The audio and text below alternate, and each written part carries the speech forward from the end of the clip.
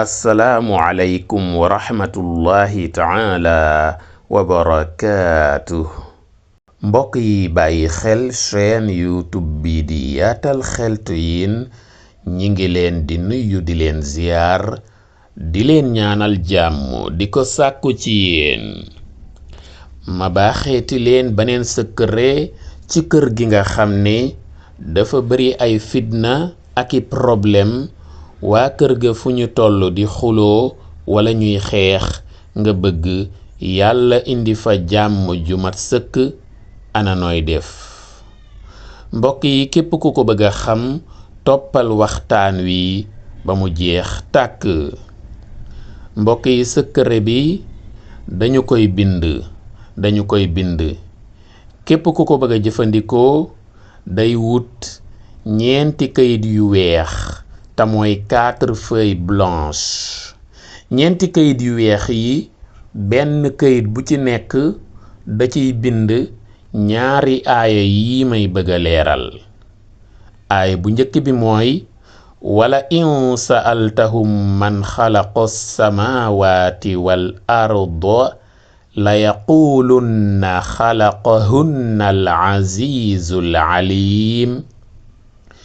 aaya bi mi ngi ci suuratu zuxruf mooy ñeen fukkeelu saar ak ñett te mooy 43e surat aaya juróom-ñeent te mooy verset 9.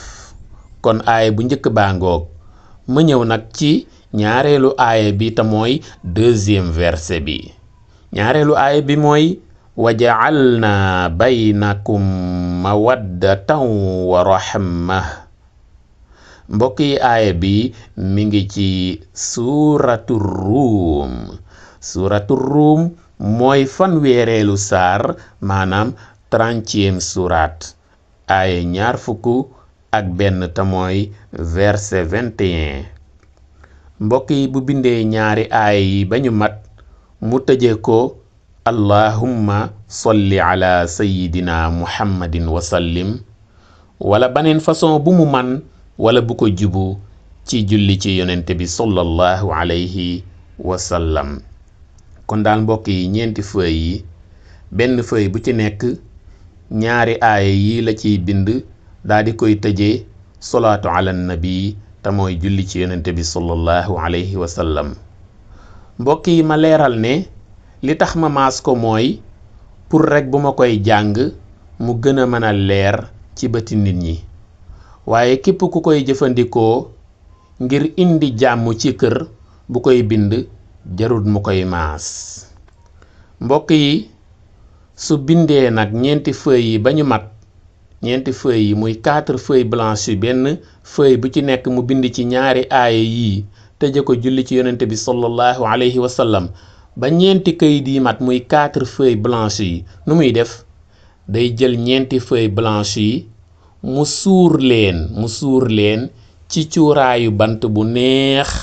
waaw day jël benn cuuraayu bant bu neex mu daal di koy taal bu ko taalee nag mu tiimale ñeenti feuilles yi ci bant cuuraay bi maanaam ci saxaar si daal suur leen ba cuuraay bi daal di dugg ci feuilles yi. bu ko defee nag ñeenti feuilles yooyu moom lay takk ci biir kër gi mu bëgg a indi jàmm. nu mu ko ciy takke da koy takk ci ñeenti xibla yi muy est ouest nord sud wala penku sowu bët saalum bët gànnaar. am na ñoo xam ne dañ naan penku sowu bët siin bët gànnaar wala boog ma wax li gën a noppale bu koy takk ci ñeenti xibla yi mooy da koy takk ci kanamam li féete kanam li féete ginnaaw li féete ndeyjoor ak li féete càmmooñ wetu kanam wetu ginnaaw wetu ndeyjoor wetu càmmooñ. en tout cas daal na ko takk ci ñeenti xiblay kër gi moom.